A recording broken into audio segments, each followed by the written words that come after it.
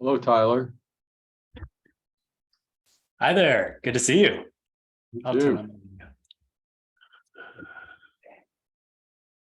Yeah, thanks for coming. I can't stay long, but I did want to speak up and say hi and It's been a while. here. Yeah, I'm glad you made it back to the East Coast. Yeah. Yeah, I guess last time I saw you was in California. Yep. Yeah, you gave up our program so you could come back east. Go there for your PhD and come back east. Worked out. Yeah. Happy to be back over here. Not quite the East Coast. Yeah, that's right. Listen, I've got to run though, but good luck. I'll be in touch, okay? Thank you. Great to see you. Bye-bye.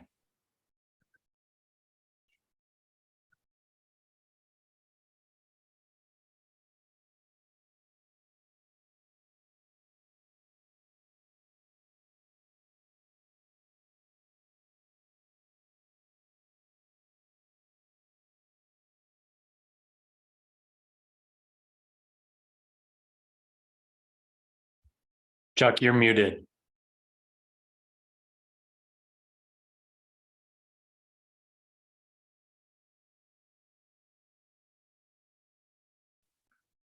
Can you hear me now? Perfect. All right. Sorry about that. Okay.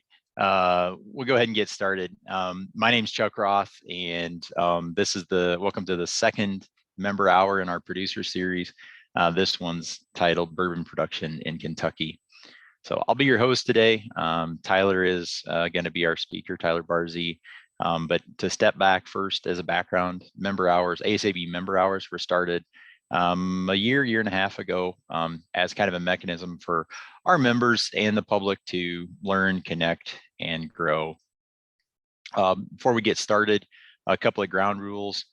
First, keep your audio on mute during the presentation, pretty standard. If you do have questions, you can either drop them into the chat during the presentation. If you're like me and you forget, I'll probably do that as we go through. But we'll also be opening it up for verbal Q&A at the end. This meeting is recorded as you were notified when you came in, and will be available for viewing later through the ASAB website.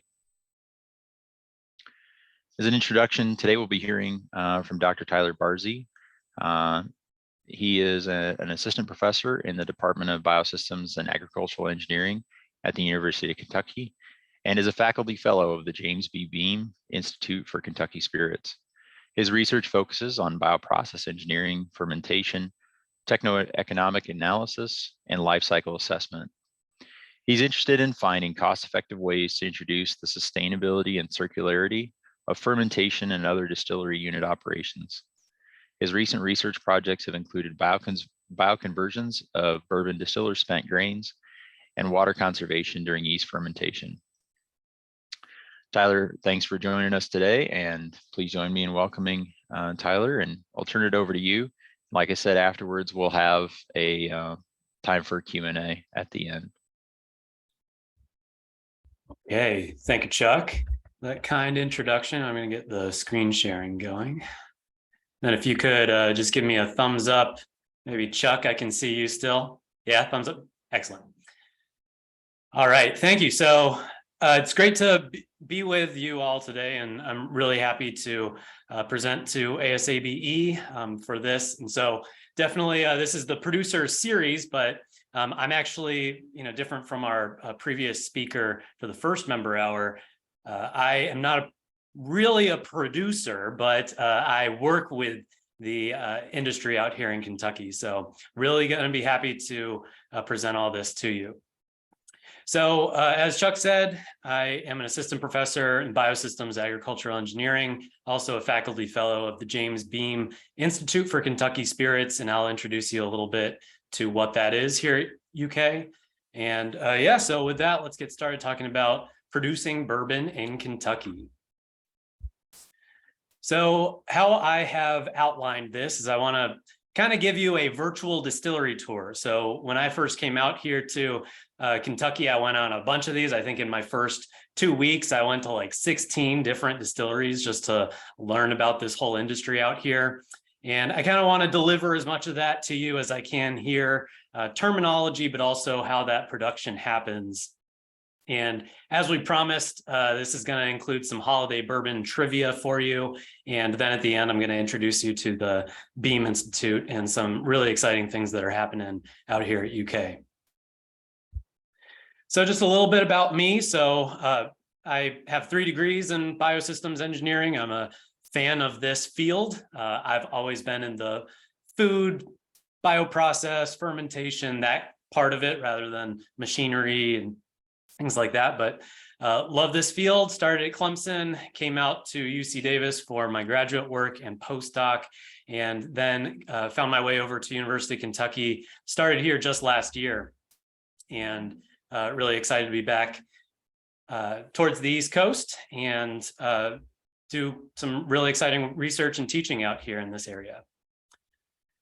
All right, so first, we want to turn you into a holiday trivia master here. So I hope this is how all of you, after seeing this presentation, are going to go back in the holidays. If you choose to enjoy some bourbon over the holidays, maybe you'll be like Joe here. And so some of the things that I think come up a lot when talking about bourbon are some of these, questions about like, what is bourbon? Is all bourbon whiskey? Is all whiskey bourbon? Is all bourbon from Kentucky? What are all those things on the label? And why have we heard, maybe you've heard about this Pappy Van Winkle or some of the infamous heists that happened and how these are selling for over $1,000 a bottle. So, I'll touch on some of these and hopefully we can get you all speaking the same language around bourbon and also teach you about how these distilleries work out here. All right, so we're going to take a virtual distillery tour here. So I want to get you in the mindset first. So first, imagine you've arrived at Bluegrass Airport in Lexington. I actually took that picture in the bottom. In Lexington Airport, it's literally what it looks like. There are barrels. They're all about bourbon and horses out here. And so you see it right as you land. And then we'll drive over to the distillery. And these are some pictures I took on my way to Woodford Reserve Distillery. This is pretty typical of the Kentucky bluegrass country out here. It's beautiful horse country, black and white fences, just beautiful scenery. And then we're going to arrive and you're going to meet your guide. So that's me. And no, not all distilleries in Kentucky are in castles, but that doesn't mean I'm not going to show you a cool distillery in a castle. So this is Castle and Key Distillery in Frankfurt. And actually one of a couple different castles that are in this area. All right, so as your tour guide, first I need to tell you, what is bourbon? So I'm sure you've all seen bourbon bottles before, might look something like this. But one of the things about bourbon and other spirits is that it's actually the more focus you get and more fine grain resolution you get, the more complicated these become. So if you've ever paid attention, I just blew up some of the labels here. You'll see a bunch of words that all mean different things. And so we see things like age statements, how old this bourbon is. We'll see things like bottled in bond, straight bourbon, barrel proof. Some bourbon is whiskey with an E, some is whiskey without an E. What does all this mean? So at the first part of this presentation, I kind of want to get us all on the same page for vocabulary with all these, and I'll try to help you figure out what all this means. All right, so bourbon is America's spirit. And I say this for actually 2 reasons. The first reason is a technicality that technically it is America's spirit because of a US Congress resolution of 1964, this really riveting document that you see on the right side. So in 1964, the US Congress recognized bourbon as a unique and distinctive product of the United States. And this resolution also stated that bourbon must conform to some what they say, the highest standards, and manufactured in accordance with regulations that prescribe a standard identity for bourbon whiskey. And this identity of bourbon whiskey is an important thing that I'll define for you through actually through the ABCs here in a second. The other reason why I say that it's America's spirit is when you go to these distilleries, often they'll talk about the flavor of bourbon kind of being representative of America's spirit. Different from other types of whiskey, bourbon is kind of this bold, really in your face kind of flavor. It doesn't hide back. It's not a delicate flavor profile. It's up there, it's loud. And in that way, it's a kind of bold, like America's spirit in general. So for the ABCs of bourbon, these are the kind of rules of thumb so you can figure out what bourbon is.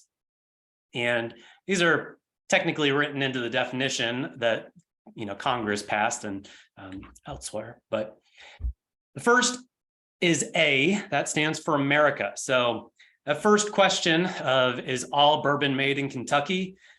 Well, sadly, it's not. Maybe that's not sad. I'm talking to the whole U.S. here. So it's not all made in Kentucky. It can be made anywhere in the U.S., but 95% of it is made in Kentucky.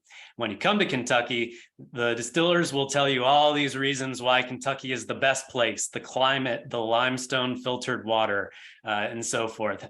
Kentucky bourbon is better than bourbon anywhere else. And so I'm an academic, so I'm not going to get in that discussion too much in the controversy there, but it is a fact that most of it is produced, actually the vast majority of it is in Kentucky. B stands for barrels. So bourbon must be aged in new charred oak barrels, and the key word there is new.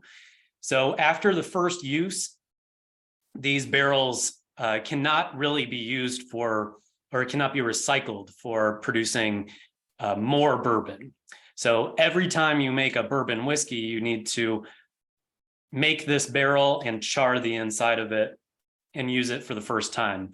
These barrels then are used for a variety of different beverages. So Irish whiskey, Scottish whiskey, also wine, beer, and so forth, all like to age their products in bourbon barrels because of the nice character that it has. C stands for corn. So bourbon, at least 51% of the mash bill's weight must be from corn. And then D through F stands for distilled, enter, and filled. These all are relating to the proof of the spirit at these different stages. So off of the still, it has to be no more than 80% alcohol by volume. And then once it enters the barrel, it cannot enter the barrel at more than 62.5% by volume. And then when it's bottled, it must be filled at no less than 40% alcohol by volume. So it can be more than 40%, but it can't be less. And the last part of the ABCs is genuine. It must be genuine with no, and this is a quote from the standard, is no harmless coloring, flavoring, or blending materials may be added. So you're not going to see raspberry and green apple bourbon, but there are some ways that you can get other types of flavors and change this product in some ways that you can kind of get around this a little bit. And I'll talk about how you can do that. All right, so one of those other questions we had was, it's all bourbon whiskey and is all whiskey bourbon? So the answer to the first one is yes, whiskey is a general term and bourbon is a special type of whiskey. So according to the US, whiskey, spelled with an E or without, is this that you see. Pretty much, it's kind of similar to what I showed you for the bourbon, but this is more general for any type of mash of any grain. And then the difference between whiskey with an E and whiskey without an E, I've heard this in a variety of different ways. Sometimes you'll go to the distilleries, they'll tell you that it's dependent on the type of still that you're using. What I found is really just that it's a spelling difference. In the US and Ireland, we tend to use the whiskey with an E, and in Scotland, Canada, and Japan, it's more common to not use the E. All right, but to remind us that nothing is ever simple, we have, of course, Maker's Mark, and there's a couple other brands of bourbon also that choose to use the whiskey without an E. I found this tweet from Maker's Mark saying that the owners decided they wanted to pay homage to their Scottish-Irish heritage and decided not to use the E for that. But as far as I can tell, this is literally the only difference. And so don't let that confuse you at the holiday time. All right. So then who decides what bourbon is? I mentioned this was the US government, at least through that resolution before, but actually nowadays this is in the Code of Federal Regulations. And I pulled out this table from the regulations there. That's actually where all of the ABCs come into play for defining what bourbon whiskey is. And to get to that part about you can't add flavors and things. Well, there is some flexibility in the use of the bourbon name when you're working with blends or finishes. So I have some examples you might have seen in the store down actually. So Woodford Reserve and the last two, those are all finished bourbons. So you'll notice on their labels, they say bourbon whiskey that is finished in a second oak barrel, finished in port wine barrels, etc. So this means that it's gone from the first aging in a barrel to make bourbon whiskey, and then is finished in a second barrel to give it some additional flavors that are special for that type. So the double oaked, for instance, that goes from an oak barrel to another oak barrel. If you ever try that whiskey, it tastes like you're just swimming in oak.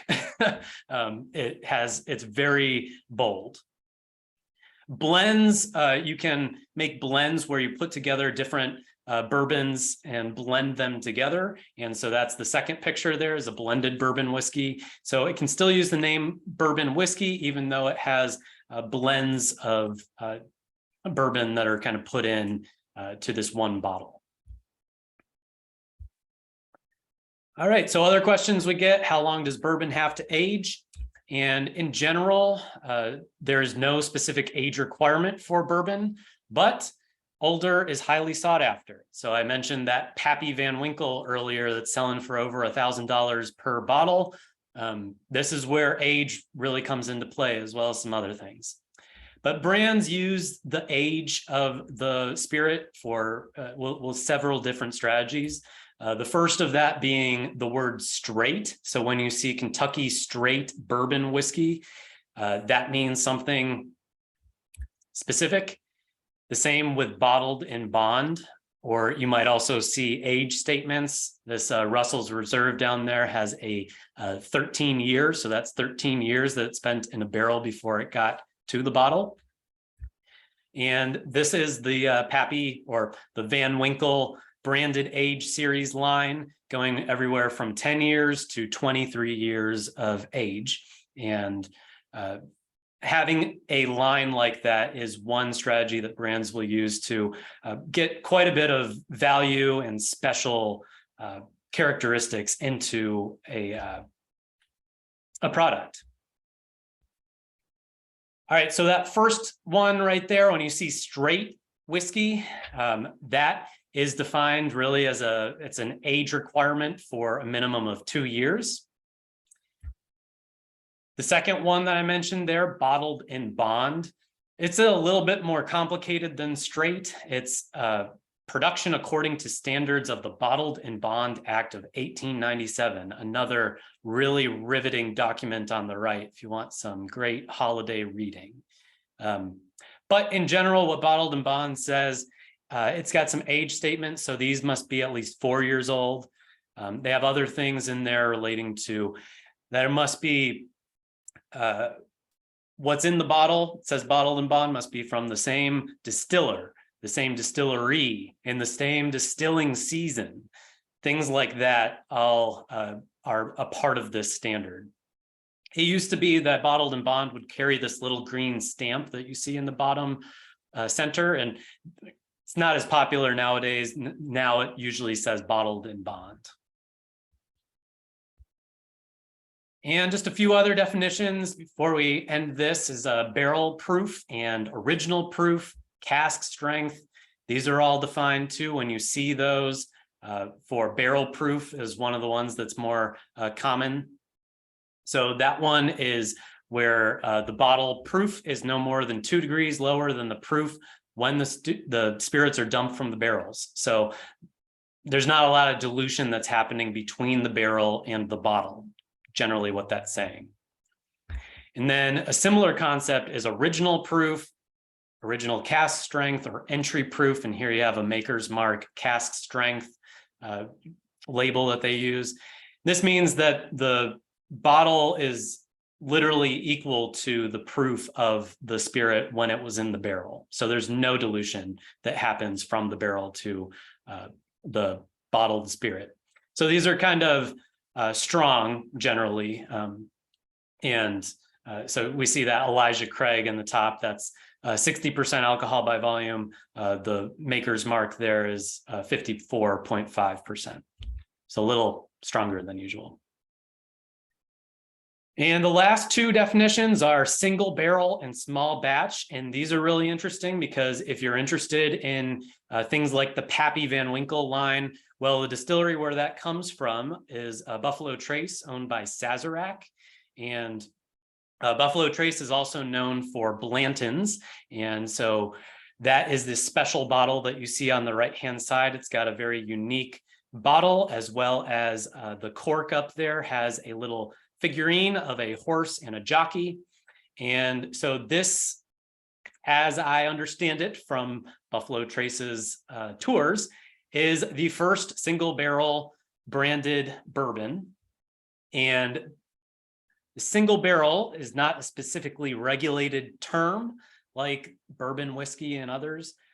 But in theory, what this means is that that bottle comes from a single barrel rather than a blend of many barrels. So you can imagine if they dump all of these barrels and kind of put them into a big tank together and then mix that up, get it nice and homogeneous before bottling it. That's generally what happens because distilleries for those types of products are looking for consistency. Well, single barrel ones like this are not marketed on consistency, where every time you get it, you know exactly what to expect. These are marketed on uniqueness. The consumers are actually looking for some change and to have a special bottle of this. So it has a lot more of the character of the barrel that it came from, and it makes it a more unique product and more valuable that way. And the other term that you'll see on these labels is a small batch. That is a similar concept to single barrel, but instead of it being from a single barrel, these are blends of a small number of barrels that are all from the same batch. So this is when a distiller is doing something different and they want to showcase that. And so they put out 10 or 12 barrels of that, mix those barrels together, and those go out to these bottles, which are in theory exactly the same as each other. So there's a example from Wilderness Trail Distillery there, a small batch one. All right, so now we got all our definitions. We're all on the same page about what bourbon is, what all these terms mean. Now we'll go into the bourbon production and some of the interesting engineering, design, and technicalities of all this. So bourbon, as I mentioned, is 95% produced in Kentucky, and this is a huge industry for Kentucky, $8.6 billion industry, over 20,000 jobs, over $230 million annually in state and local taxes. One thing, and this is a growing number actually now, is that there's over 10 million barrels aging at any given time in Kentucky. And so that equates to more than 2 barrels per person living in Kentucky. And this is increasing a lot, as I mentioned. It's since the year 2000, it's increased 435%. And this uses a lot of corn. As we know, the bourbon is mainly corn. So 75% of that corn, of 15 to 20 million bushels of it, came from local Kentucky farms in 2020. So to show you how the bourbon industry is growing out here, these are figures from the Kentucky Distillers Association, and you can see just this, real increase that's happening in terms of production and inventory compared to even just 10, 20 years ago. So if they surveyed their members and found that over the next 5 years, capital expenditures at these distilleries are expected to be way higher than they were the previous 5 years. And pretty much every distiller that I've talked to in the past few months claims that they are going to double production within the next 5 years. How sustainable that is, we'll see, but it's a booming time. All right, so from the production of this, anybody who's been on a tour at a brewery is probably aware of some of the main steps here. There are kind of particular differences between the brewery for beer and distillery for spirit production. But generally at the distillery, it's going to start at mashing. So generally, there is technically a few steps that happen before this. One of which, is producing those grains. Another, for one of the main ingredients of bourbon, other than the corn, is for the malted barley. And so malting is a process that generally does not happen at the distilleries, where the barley grains are steeped, germinated, and kilned before they make their way to the distillery.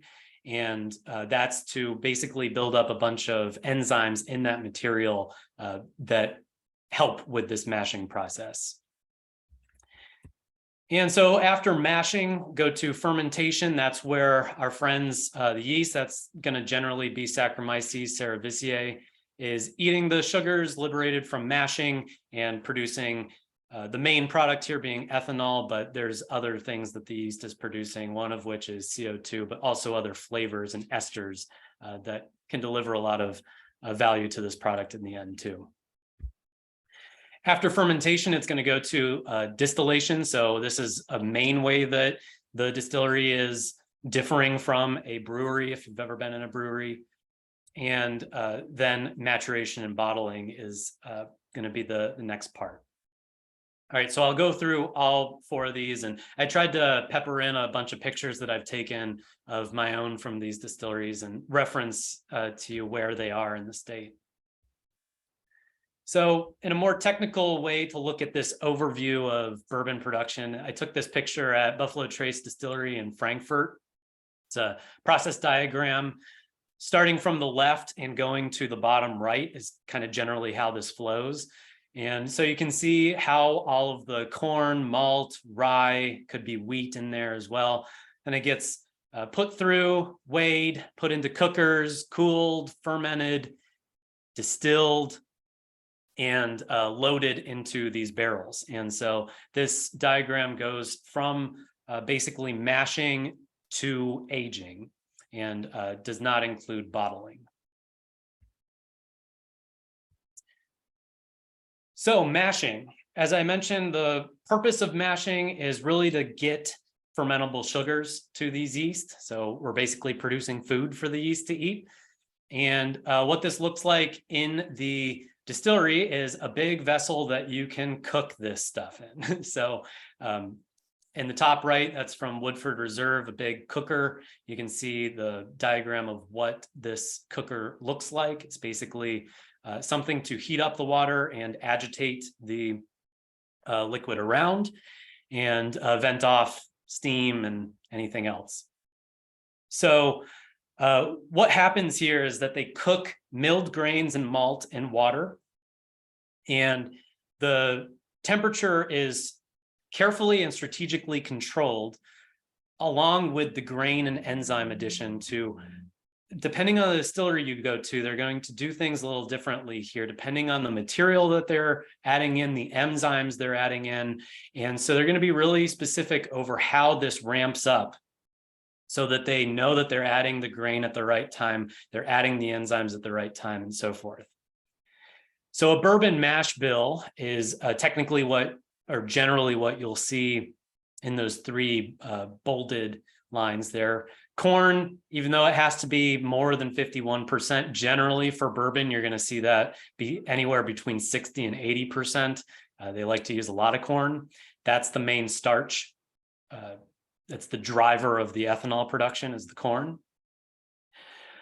Then rye and wheat or wheat is added. These are mainly for flavors. So rye has this pungent, kind of very spicy, almost dill notes that you can get from rye. And wheat is a little bit smoother. And so wheated bourbon, like Pappy is one of them, Maker's Mark is another. Those tend to be a little smoother, whereas rye is a little bit more punchier. And those both can be added between 10 to 20% generally. And then they will also add malted barley anywhere from 5 to 20%. As I mentioned before, the malted barley, the purpose of that is mainly about enzymes. And so this is a thick mixture, about 24 to 30% grain. And so, you know, the consistency of like oatmeal. And they cook it around, and during the process, they're looking for three things to happen. First, they want the starch granules to go through a gelatinization step, where basically water will migrate to the starch granules and swell them and ultimately burst them. And when that happens, the viscosity of this liquid is going to go up. And then they're going to start adding enzymes. And the enzymes are added to break down the starch into shorter chains. That viscosity is going to come down. And during saccharification, basically that's where enzymes are finishing breaking down the starch into soluble products that the yeast is going to be able to eat and ferment. And so I have some diagrams here just to show you, you know, that's the top right, the hydrolysis of amylopectin. It's one of the components of starch. And then a viscosity graph, you can see how that is evolving through the process. And then lastly, an example curve showing you, this is a example alpha amylase from Novozymes. You can see the peak activity of that in a temperature and pH range. This is why the distillers are going to be really strategic over where their temperatures and pH and other things are, so that they know they're working within an optimal range. All right, so then after that, we're going to go to fermentation.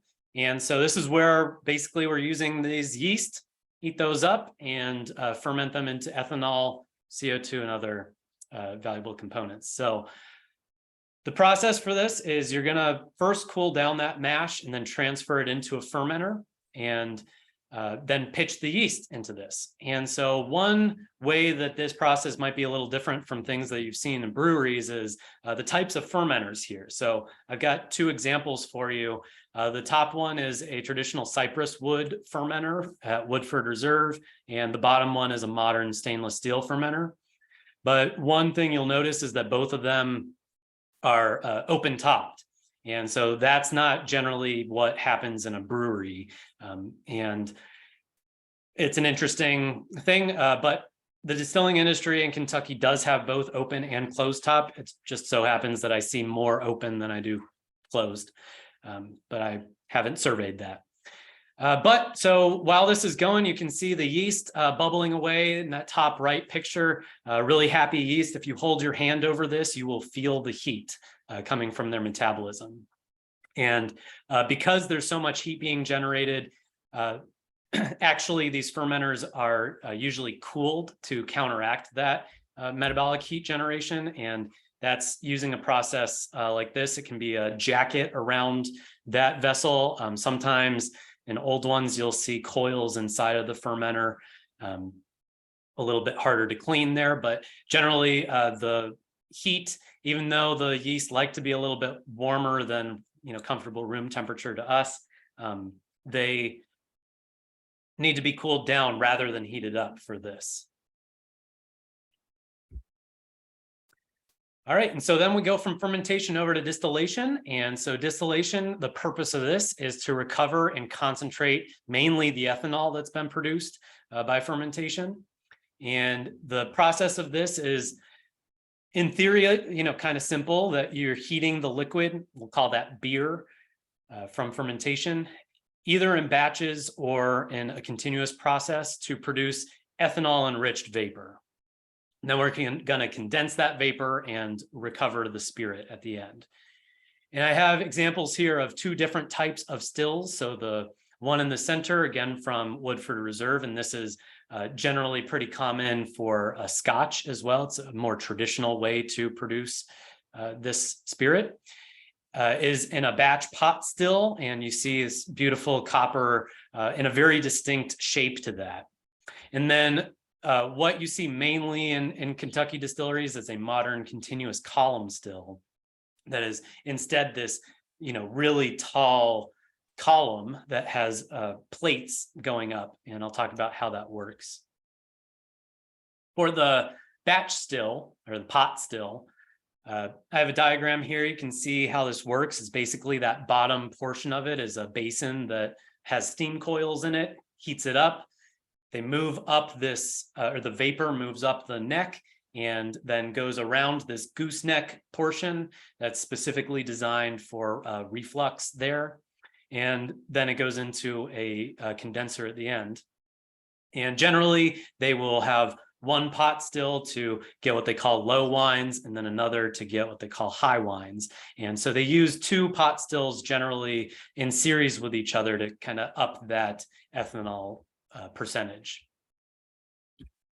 A column still is different, and how this works. So these are examples from Wilderness Trail Distillery in Danville.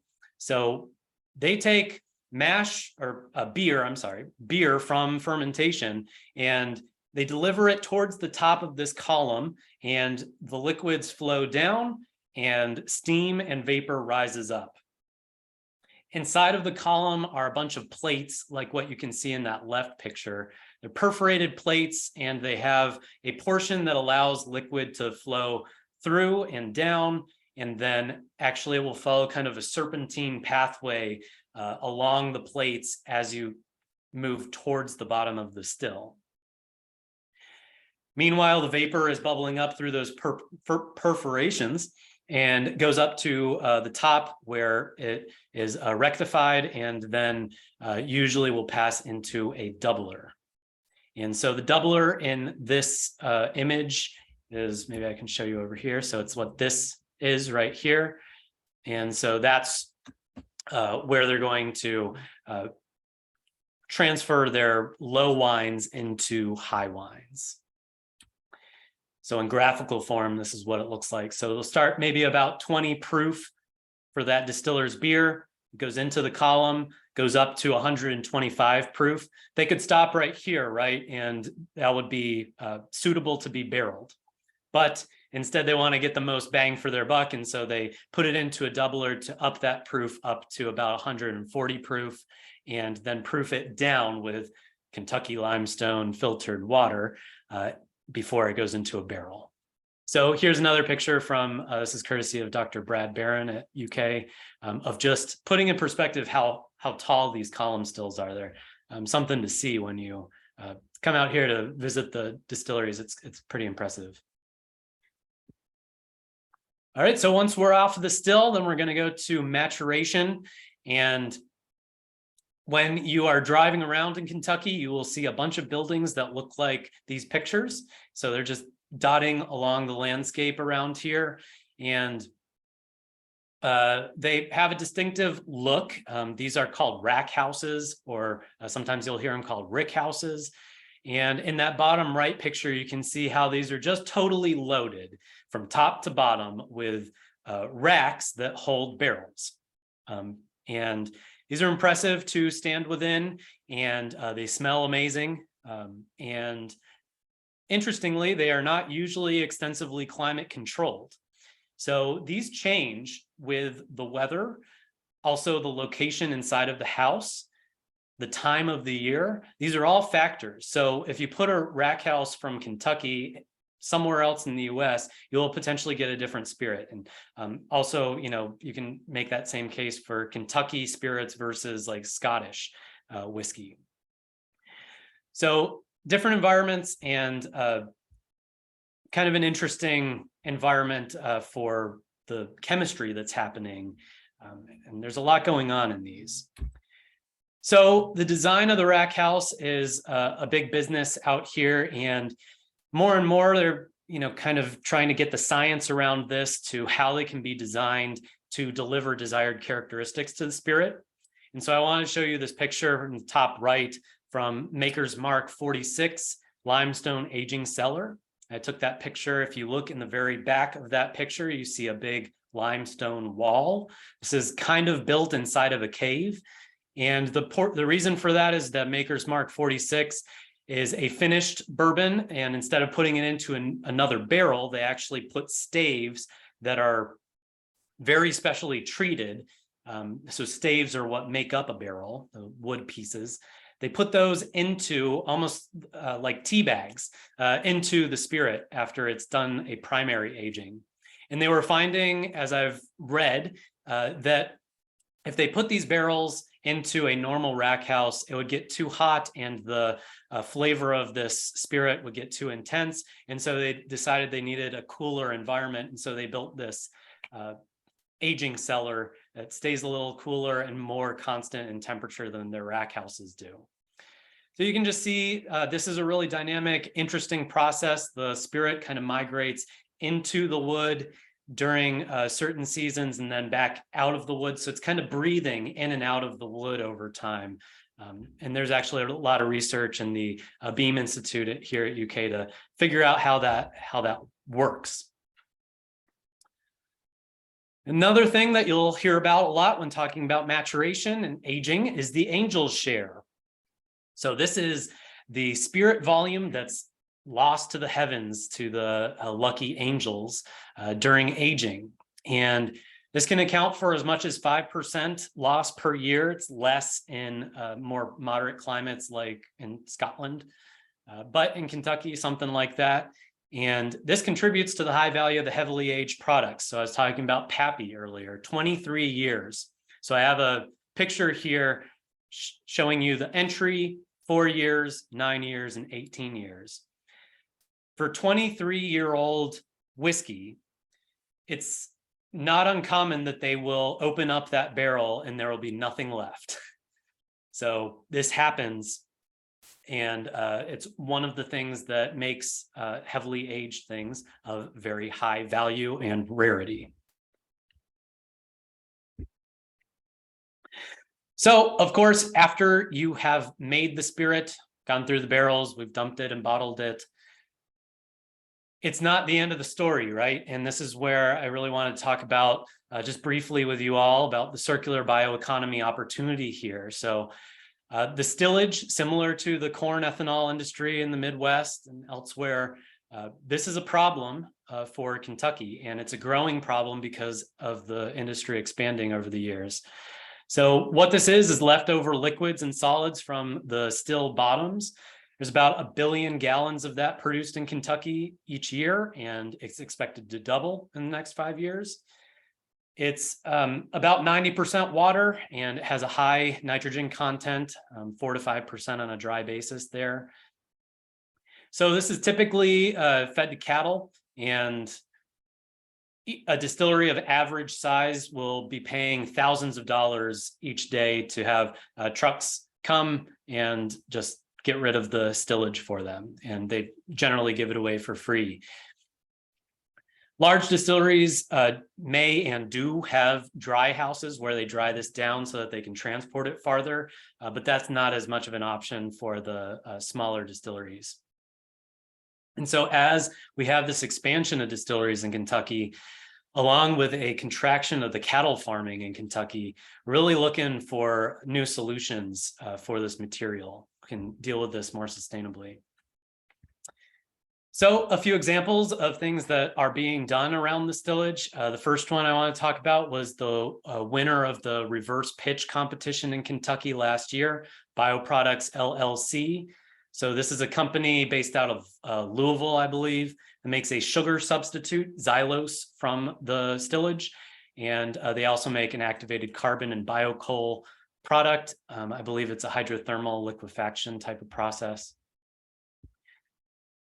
We're also seeing a growth in anaerobic digestion. So this is Syntheca Energy's press release earlier this year around a new 200,000 ton stillage and food waste anaerobic digestion facility, and that is for renewable natural gas production. This is going to go in on a large distillery based in that region. And one of my favorites, because it's from my lab, is growing bourbon shrooms. And so bourbon shrooms is, we've gotten a lot of interesting press around that recently, but basically growing high value edible gourmet mushrooms on the stillage. And so that's had a lot of interesting results and a lot of people that want to try these. And does it taste like bourbon? And actually, I don't know yet. We've only been working on it for a few months, but it's been kind of an interesting experience seeing how many different types of people in research are interested in solving this problem. So this is a area that we have a lot more work to do. It's an area of opportunity for sure. All right, so then the last thing that I wanted to show you all as we are departing our tour of the bourbon industry in Kentucky is the James Beam Institute at the University of Kentucky. So this is a very interesting and exciting institute, 3 main mission areas: education, research, and industry partnership. And it's got plans to become the premier distilled spirits program in the United States. Launching in 2019. Actually, we have a distillery being constructed on campus about a couple hundred feet away from the front door of my lab here in the Biosystems Engineering department. And you can see some pictures down at the bottom of this, but we also have graduate and undergraduate certificates programs and a lot of interest from the students in getting these degrees, not only engineers, but people from science and humanities that want to get into the industry. And so this is just some pictures of the design drawings of the distillery. So this is the building itself has a distillery, analytical lab, classroom, and sensory building. And then the independent stave company Boswell Family Barrel Warehouse has a 600 barrel capacity aging facility there, located right across the parking lot from each other. And in this top right picture, this building over here is the Biosystems and Agricultural Engineering Department. So we are super close to this, and it's going to be really exciting to see what happens here. But just wanted to show you all that, and to let you know that there is a conference coming up in March next year. So if you want to learn more about bourbon or get involved with this industry, I feel there's a place at the table for everybody in the US, especially from all the places that ASABE members are active in. They all have a real important place at this conference. So I'd love to see you there. Let me know, or you can go to this website if you want to come out to Lexington for that. And with that, I want to thank you all for your time. It's been a real pleasure putting together. I got to tell you, this was a fun presentation to put together compared to some of the things that, really tedious academic things that we work with sometimes in the university. So this was a fun one. If you are ever out in Kentucky and want to go on the Bourbon Trail and learn more about this, please contact me. And if you want to work together on any research projects, or you're a student looking for opportunities, please reach out to me. And if you choose to enjoy these spirits during the holiday seasons, please do enjoy responsibly and have a happy holiday. So thank you. Awesome. Well, thank you, Tyler. This has been phenomenal. I've had a lot of people reach out to me and say, yeah, this is great. Never seen this level of detail before, or with the technical aspects that you introduced. So thank you very much. I do have a couple of questions. I'll roll through the ones that were posted in the chat, and then we'll open it up for verbal after that. So first question was, are the flavors of bourbon impacted by the grain used? So not just like corn versus wheat versus rye, but perhaps the varietal of corn, or is it GMO or non? What's your experience level there? Yeah, so that's an area, I mean, you are seeing out here, I think it's a similar thing to what you saw with the craft beer thing, using different types of grains, heirloom varieties. So I've seen a lot of the research that's happening here at UK. I've seen a lot going on with red corn, blue corn, heirloom varieties from Kentucky, not just corn, but also rye is now a crop that they're trying to figure out how to grow more effectively in UK, different varieties of that. And yeah, so I don't have any data to share with you on how exactly that affects flavors and things. I can simply say that there's research interest in it. It's active at the university, but also a bunch of distilleries are at least making these batches, small batches of really interesting stuff with different varieties, even, from different locations and, organic or not. And so it's a very active area. Okay, very good. Thank you. The next question I saw was, with the increased popularity in bourbon, is there concern regarding the availability of oak for the barrels and in order to have timely and sustainable harvests of forest? Yes. That's another thing. I think at every Beam Institute conference that I've gone to so far, there's a section about sustainable forestry and what is going to happen with oak. So these trees take a long time to grow. And I can't remember the faculty at UK that is working specifically on this, but he presented a kind of scary graph that was like, this is the slope of bourbon production. This is what the industry needs to sustain this increased production and growth that it's having. And this is the, slope of the oak forestry business. And this is not aligning with each other. So there's got to be, I definitely encourage whoever asked that question, you want to reach out to me and I can put you in contact with the faculty member out here that really is an expert in that area and working towards fixing that problem. Very good. Thank you. Yeah. The other question that relates to that is, what happens to the barrels after their use? So in Kentucky, actually Scotch and also Irish whiskey, they are, as I understand it, some of the main importers of bourbon barrels after primary aging in the US.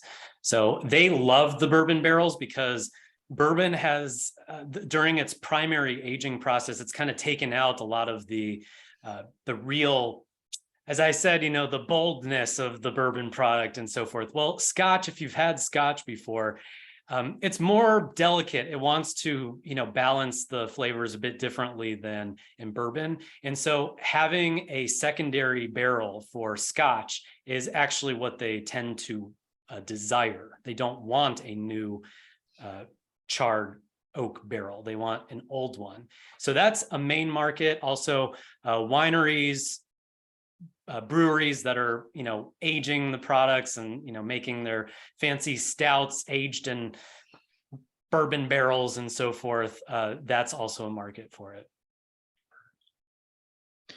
The next question I saw was, there were beer stills in your process diagram. Is that just a technical term, or are there other products that are being made simultaneously?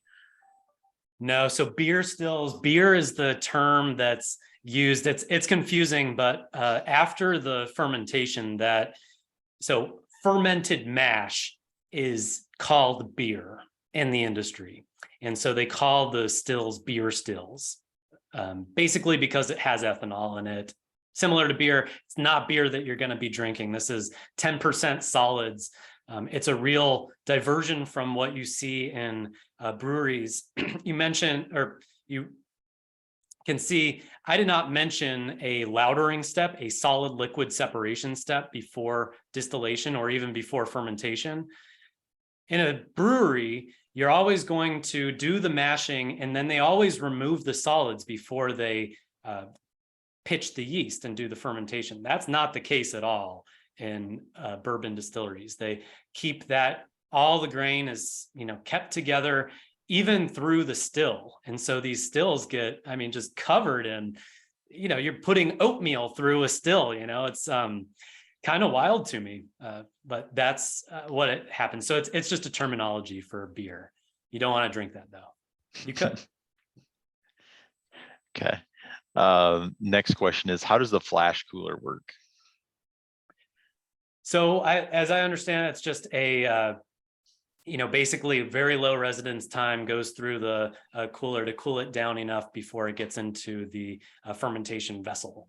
So I guess they could, do that any number of ways, but yeah, it's just a really fast heat exchanger. Okay. All right. One of your graphics showed some diverging curves in terms of how much bourbon is being produced versus how much is going to be in inventory. And so the question is, does that create a bottleneck or changes in supply and demand, or is it pretty much just opening up opportunity for longer aging? I think it's a little bit of both of that. One thing that I can say is that the real place where growth, if you look at the Kentucky Distillers Association's data where those figures came from, you will notice that what they call a value bourbon, so that's like the cheapest bourbon that these brands will produce, that is not where growth is expected. The growth is coming from premium ones that are more unique, different types of all these single barrel and whatever you want to, any of those are all portions that are creating more unique products, sell for a higher value. And yeah, so the answer to that question is a little bit outside of the scope of what I can comfortably answer, because I don't know what's going to happen to supply and demand. It's a really fast, when I'm talking to distilleries and they're like, I'm going to double production in the next 5 years. And every single distiller that I've talked to before them has said the same thing. I'm like, well, how is that going to work? And I think a lot of the increased demand for COVID or for bourbon happened during COVID. It's not exactly the answer to it, but a lot of people were home, wanted to experience new things, drinking, so forth. So, it kind of opened up the market a lot, and I think we'll have to see what happens. Yeah. Okay. All right, we've got a few more questions. Are you free to stay on the line, Tyler? Yes. Okay, perfect. We'll try to burn through these questions and open it up for verbals then. Why is bourbon whiskey called bourbon? Is there a link to the House of Bourbon dynasty in France? Oh God, yeah. So I'm putting together this presentation. Two things were related to that. One was the name history of bourbon, and the other was about where Angel's Share comes from. I believe Angel's Share does come from a French term. Bourbon, I think it does have roots there, but I think in the US, the roots actually are from Bourbon Street in Louisiana and New Orleans. And so, of course, that has its connections to French culture there. So that's what I can say. Fair enough. Thank you. And next question is a new yeast starter used each time, or is it used continuously, used for fermentation? Yeah, so that will be really dependent on the distillery. So I've seen both practices. Some distilleries really pride themselves on, for instance, Jim Beam. They really pride themselves on having basically the same yeast strain, so they say, same yeast strain throughout their history. And they keep those up. They actually have, they call them donut tanks, that they kind of keep up with the strain and use that to scale up and load that yeast into their fermenters. Others will use defined yeast strains from, like here in Kentucky, a popular company is actually affiliated with the Wilderness Trail Distillery, and they have a library of yeast that they will distribute out to the distilleries. And same thing with other companies, Lallemand and so forth.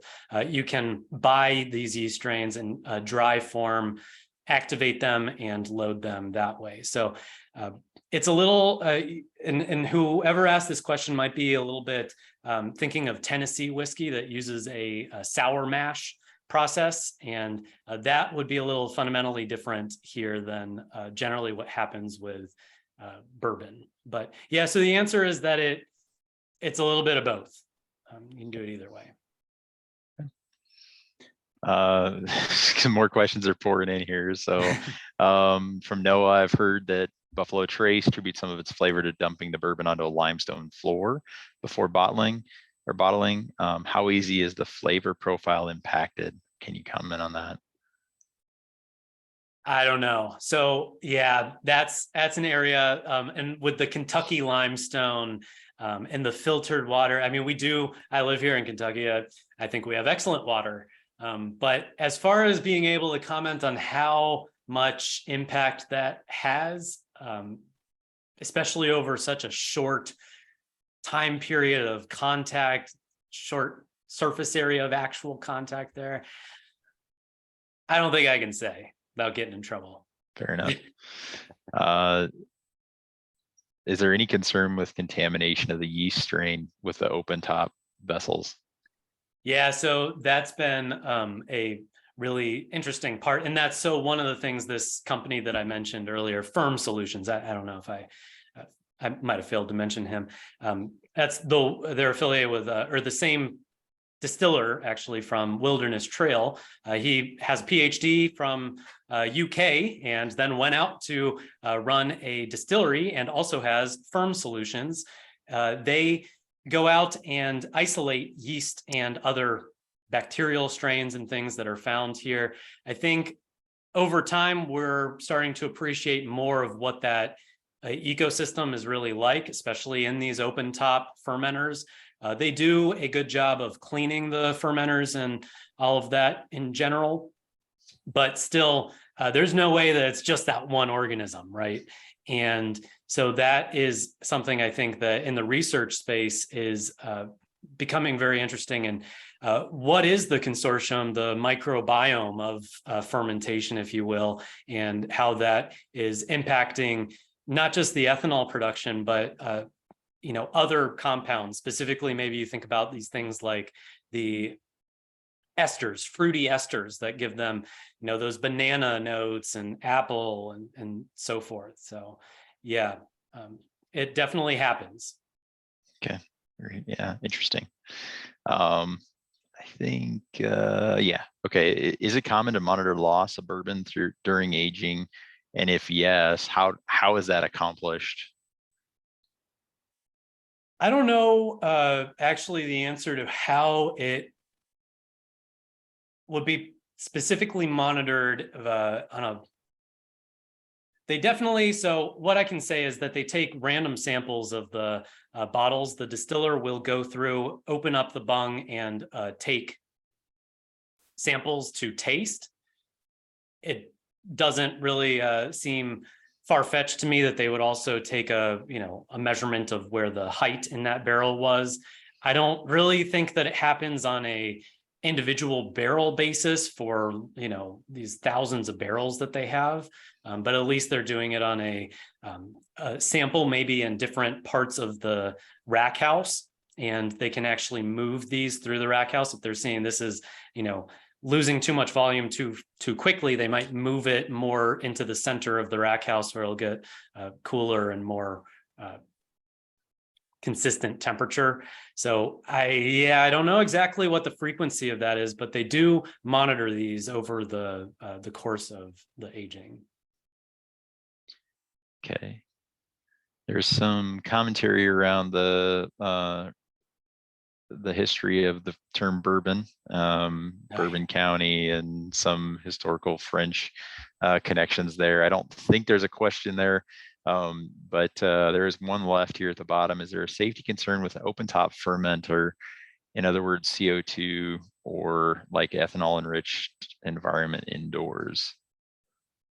Yes. So it's not just the fermenters. It is pretty much everywhere in the distillery. They have to have well ventilated spaces for this reason. So CO2 heavier than air, and it'll be a hazard. And I guess I can give another plug to, actually, in the department here we have agricultural health and safety people that and extension specialists that will work with the distilleries and actually do, I think in the past couple of years, there's been lots of safety trainings around not only CO2, but also other risks of dealing with for instance, when you're milling malt and you have all this dust in the air, and the malt has a lot of enzymes and you breathe that in, call it malt worker's lung or something. And there's other things that, are huge safety concerns inside of this distillery, working with hot liquids, gases, pressure, all sorts of things. So yeah, these are important concepts. And we do at the university have a lot of people that are working to try to make them even safer than they are now. Perfect. All right. That was the last of the questions that went on the chat. So thank you everybody who submitted one there. If there's any verbal questions, I think maybe we can take just a couple more minutes. And if not, we can kind of wrap up. But yeah, I'll open up for verbal questions now if there's anybody that has any. Sure. I've got a quick question. Hey, Tyler, this is Anurag from LSU Ag Center. I enjoyed some of the commentary on the name and the connection between Kentucky and Louisiana. So my question is, do you know of any alternative recipes that are being tried for the mash, or is that considered a little sacrilegious, like different types of grains, or is there any movement in the industry towards that? Oh yeah, I mean, the same with the different varieties of grain. Also, the same is true for just that mash bill. That's what they call it. So sometimes these mash bills are kept under lock and key by the distilleries too. And so you'll hear things like, it's a high rye bourbon, it's a low rye bourbon, it's a wheated bourbon. And actually for one of my projects, I want to know what the mash bill is because I need to know what's going into the stillage that I'm receiving here, and the distilleries won't tell me. Some of them have been very open with it, but others, they can, you can kind of guess a range, but the actual percent of each of those components is part of, what they see as their trade secret and intellectual property. And it is important because the way that you deal with corn, so rye is kind of very infamous for being difficult to work with, issues with foaming, and you have to kind of cook that differently than you would high corn. And so there is, good reason to kind of keep some of this a little secret, because they have to go through a lot of growing pains to get it to work really well in their facility. So yeah, but you'll see, I mean, distilleries using all kinds of crazy stuff and mixes of this corn variety and this corn variety, and, all in the same mash bill and so forth. So it's definitely getting a lot more interesting. Thank you.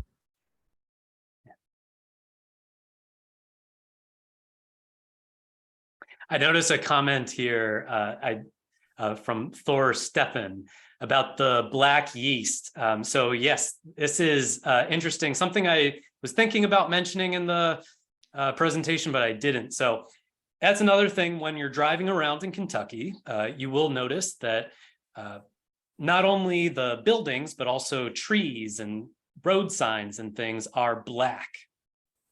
And what that is it's a specific type of, this is actually a filamentous fungi that grows on ethanol vapors, and ethanol vapors are particularly enriched around the areas of the distillery, and this organism grows a lot. It's another reason why when I showed you the picture of the rack house from Wilderness Trail, they painted it all black, Some distilleries like Heaven Hill is another around here. They have pure white rack houses, and therefore as the fungi grows on the paint, it becomes black and looks bad. And so they're always washing it for this.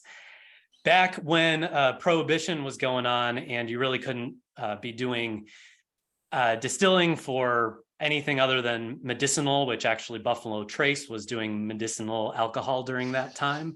But otherwise, the authorities would find where distilleries were for basically by trying to look at trees in the woods that were black, because then they knew, okay, somewhere near these trees, there's somebody bootlegging, moonshine or whatever. So, yeah, just another trivia for you.